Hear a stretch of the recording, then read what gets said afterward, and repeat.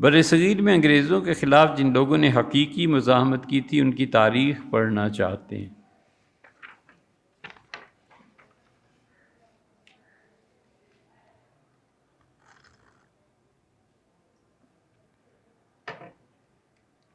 حضرت مجدد رحمۃ اللہ سے لے کر پاکستان بننے تک جو احیائی تحریکات اٹھی ہیں ان کا بھی مطالعہ کرنا چاہتا ہوں۔ طلحہ، لاہور سے طلحہ صاحب، آپ ماشاءاللہ یہ جو احیائی تحریکات ہیں نا، یہ اس طرح کے الفاظ پڑھے لکھے لوگ استعمال کرتے ہیں، یا تو آپ ہوں گے پھر یہ تحریکات اور خلافت اور یہ چیزیں، ڈاکٹر اسرار صاحب، یہ جماعت اسلامی، یہ حضرات ایسے الفاظ کا استعمال فرماتے ہیں۔ بہرحال اس سے ہٹ کے جتنی کتابیں آپ چاہیں اس موضوع پہ ہم آپ سے عرض کر سکتے ہیں، جتنی کتابیں آپ چاہیں، لیکن ہمارا چونکہ آپ نے پوچھا ہے تو مشورے کے طور پہ عرض ہے، شیخ محمد اکرام کسی زمانے میں ڈپٹی کمشنر ہوا کرتے تھے، انہوں نے ایک کتاب لکھی تھی 3 جلدوں میں، رود کوثر، موج کوثر، آب کوثر۔ اگر کہیں یہ مل جائے تو اس کو پڑھیے۔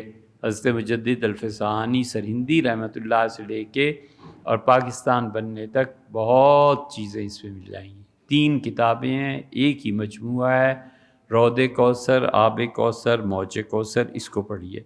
دوسرے، علماء ہند کا شاندار ماضی، اور محمد میاں صاحب، سید محمد میاں صاحب رحمۃ اللہ علیہ کی ہے اور بہت مفید کتاب ہے، اسے پڑھیے۔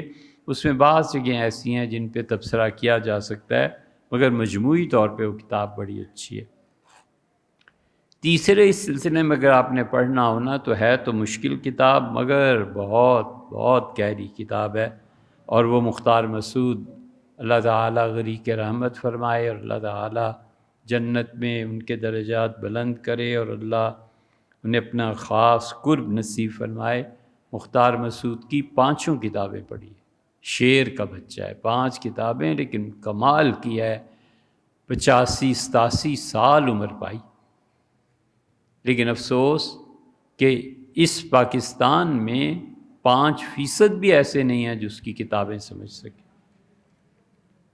اور کتابیں سمجھنے کے بعد اس کی فکر کو سمجھنا 2% بھی نہ شاید ملے۔